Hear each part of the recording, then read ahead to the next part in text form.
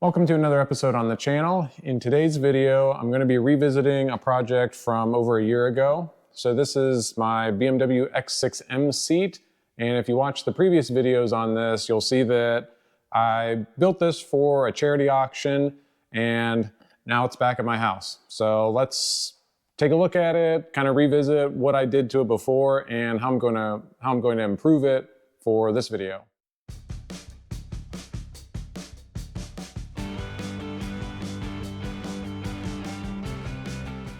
So as a brief history of this project, in case you didn't see the last video, a friend of mine worked for a charity and he had this X6M seat out of a G06. They had this seat in the office and he knew that I turned car seats into furniture just as a hobby. So he asked if I could do the same with this seat so they could auction it off for an event. And I got the seat and they had no budget, of course, and it was like a 2-week timeline, but a friend of mine, Brent at High Performance, he built the frame for it in a hurry, and I put the rest of it together. I had it all done, everything working. It goes to the auction. The auction house does a horrendous job listing it. They take 3 sad pictures of it sitting in a hallway, and the description is BMW office chair. That's it. And it wasn't just this seat. So everything that was in the auction, they did a horrible job listing. Shitty pictures, shitty descriptions.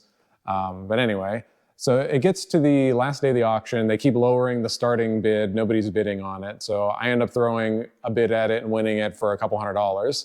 I get it home, and for one thing, they had the celebrities sign the seat, which I didn't know until I went to pick it up. So now I got to try to get Sharpie marker off of it.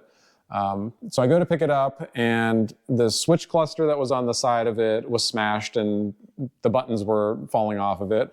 The seat frame was all scratched up. The sides of the seat they weren't scratched, but they had marks on them. So they just threw it on its side into the back of a car to get it from the auction to the event. So that really pissed me off. And it also wasn't working because the switch cluster was smashed. So luckily I knew an engineer at the supplier for the seat. So he was nice enough to give me another switch cluster. So I got it working again. But it really ticked me off that they did, 1, a shitty job listing it, and 2, they busted the seat. So if somebody else would have won it, it would have been really irritating to have my name on this seat, and then it's like, oh, this thing's all busted and not working. So I guess I'm glad that I've got it, and now I can kind of finish it. So what I'm gonna do moving forward with this seat, so it was working off of AC power, so you had to have a cord to plug it into the wall. So I'm gonna convert it to run off of 18-volt Ryobi battery power, and I'm also going to get the heat and the cooling working, along with keeping all of the power movements. So let's get started with that. It's a lot of wiring, and we've got no wiring diagram, so I don't know what anything goes to. I can't find a wire diagram through ALLDATA. None of my BMW contacts can provide one. So we're just gonna have to start putting power to stuff and see if we let the white smoke out of the seat controller or some of the motors or anything. As you can see, we've already got it apart. And I've got it in its raised position as high as it'll go, so I've got more access to everything under here. So this is the control module. So pretty much all I need is 12-volt power to go into this, and then the switch cluster on the side, that will run all of the power movements. So luckily I don't need any CAN signals or anything to actually move the seat, but that does create a problem for keeping the seat working. So if you watch the last video, you'll know that the seat goes to sleep. So if you don't have this connected to the car and the body control module's in the car, there's nothing telling the seat control module to stay awake. So you have to disconnect power and reconnect power after about 2.5 to 3 minutes. So now the way around that, I'm going to do, so we've got our Ryobi battery, and that will go into this adapter, and then that runs to a power inverter, DC-DC converter, so it'll knock it down from 18 volts to 12 volts, and this is good for up to 20 amps max. So what we're gonna do, we're gonna go into the DC-DC converter, so we'll get 12 volts out of that, and then we'll run it to a main power switch on-off, and then we'll run it from that to this momentary reset button. So when the seat goes to sleep, you can just push and hold the button. It'll disconnect power from the control module, let off on the button, and then it'll give power to the seat again to wake up the control module. Now, I have seen a few people, so there was one guy that was interacting with me on YouTube with some comments, and he created a CAN emulator. So it's pretty much faking the control module into thinking it's getting a CAN signal from a body control module. Now, that's a bit more difficult and a lot more programming than I know how to do, so we're going to do this a more simple and a more mechanical way, I guess you could say. Now, the way this will be mounted, I already have it a little bit together. So this goes through here.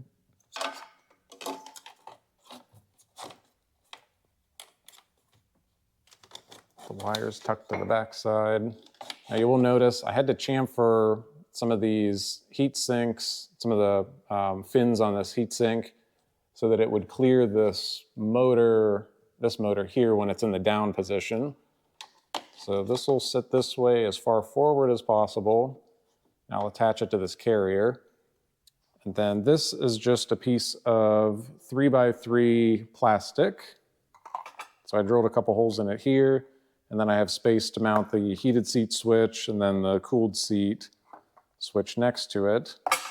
And I cut out the top so that the DC-DC converter can let the heat out of it. And then I will attach this to the front. And when the seat's all the way down, you'll see like about this much of it. So this will all be covered. You'll be able to just see the seat switches down below. So this is kind of a sad looking piece of plastic and not really the quality level we want here. So to make that look a little nicer, I'll pull the switches back out of it after everything's done. And then I have this piece of automotive grade carpet. So this is what you would see on like the inside of a map pocket or something like that. So I'll glue that to the face of it, this side and this side, and it'll give it a much nicer look. And playing around with some of the loose wires that are under here, you can see just a bunch of dangling wires. Just randomly putting power to different red wires to see what lit up. I did figure out how to light the emblem in the headrest. So we'll make sure that that's working too. But let's go ahead and get working on the wiring, get everything finalized there. If you're looking under this seat, really the only wires that you need to pay attention to are a heavy brown wire that runs to the seat controller. Let's get this out of the way. There's a small red wire that goes to the headrest emblem. There's a heavier red over yellow wire that I believe is main power to the control module. And then there's a lighter duty or a lighter gauge red with yellow tracer. And I'm just putting power on all of those, and that has been getting the seat functions to work and the headrest emblem. So let's get everything hardwired and make sure everything still works. Now, before I put everything together, let me just show you how this DC-DC converter works. So this was an Amazon special. So we've got an input of 8 to 40 volts and an output of 12 volts at 20 amps max. So now, if we look at just the battery, so our 18 volt battery is actually sitting at 20 volts. And then if I connect it here, and then measure the voltage at the output, this better be 12 volts, and it is 12.1 volts. The seat runs off at 12 volts, so we need to be around about 12 volts, so that knocks us down so it doesn't fry anything. Now save yourself some trouble. I bought these connectors from Amazon. So they were highly rated, but they're a real pain to put together. And then once you finally get them together, when you go to plug it in, the terminals don't like to stay in the plug itself. They push out, and it's just a pain. So save yourself some hassle and either just solder them together. You won't be able to take it apart easily, but just solder it together or find some better plugs.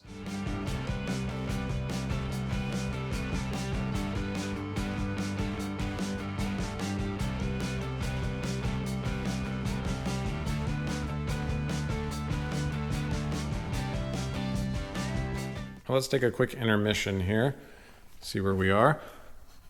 I've got a few things wired up. I've got the battery mounted and the DC-DC converter sitting where it needs to. I don't have it cable tied down yet. And then I've got our output from the DC-DC converter running to the on-off switch, and then the on-off switch running to our momentary switch. And then I have the momentary switch just alligator clip to the headrest LED just so I can check the function. So this is how it should work. So main power off, light not on. So main power on, light comes on. If we push the momentary switch, light goes out, light comes on. So that's how it should reset the seat controller as well. Now, I just need to wire it up the rest of the way.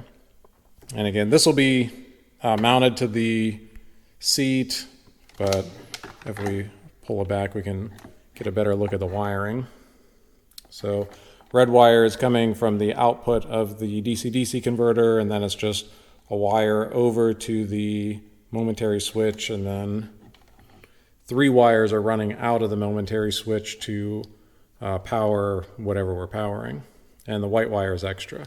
So again, these were all from Amazon, but now again, I'm a mechanical engineer. Electrical is kind of the bane of my existence. So if you are more electrical savvy, you could probably do this a more elegant way, but this way works, it makes sense to me, and I'm just going to keep moving forward.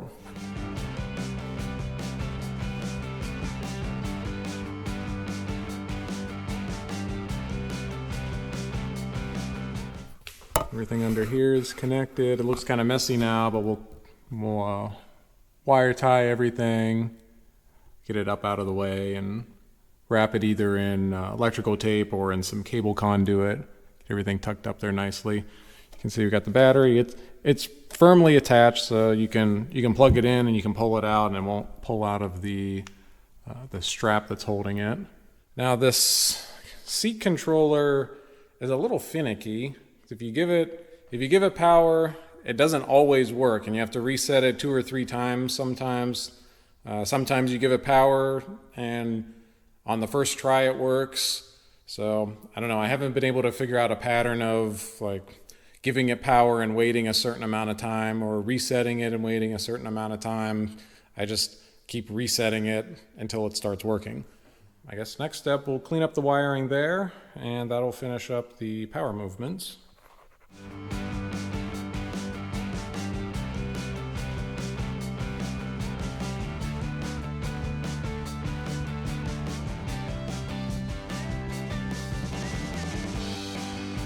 And I think we're finished with the power movements part of this project. So everything is tidied up underneath, and it's a final sanity check. Everything still works.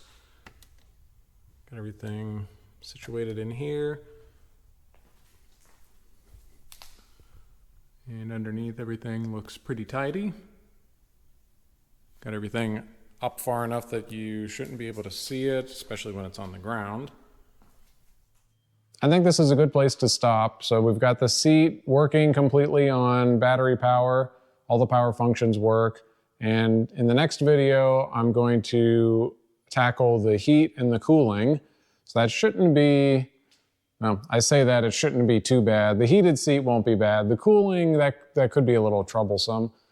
Just as a quick sneak peek, we've got our 3 fans, and then there's another one up here for the cooling. And then the seat bottom has 4 fans as well. There's 1 in this bolster, 2 here, and 1 in this bolster. And the heated seat, I found the plugs for that. So this is the one coming from the seat bottom. Here's the one coming from the seat top, or the seat back. So I'll be able to directly power those from these plugs. So that's something exciting to look forward to. So make sure you like and subscribe to the channel so that you can see alerts when that part of the project's done.